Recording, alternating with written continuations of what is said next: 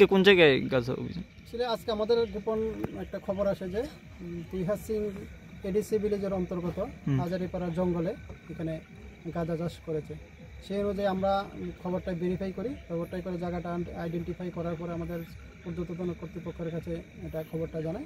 তারপরে প্ল্যান করে আজকে আমরা প্ল্যান করে ওই তিহাস সিং ভিলেজের যে এডিসি হাজারিপাড়া জঙ্গলে গিয়ে আমরা প্রায় 200 গাছ আমরা ডেস্ট্রয় করি, যেগুলির বাজার মূল্য প্রায় 3 লক্ষ টাকা হতে পারে। এই লোকেশনটা থানা থেকে কতটুকু দূরে? থানা থেকে প্রায় 15 কিলোমিটার দূরে।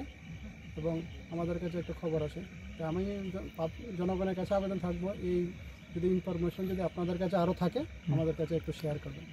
আজকে এই রাত্রিকালীন কাটার কি উদ্দেশ্য? আমাদের কাছে সন্ধ্যার সময় ইনফরমেশনটা আসে, সেই জন্য আমরা লেট না করে আজকে আমরা অপারেশনটা করি।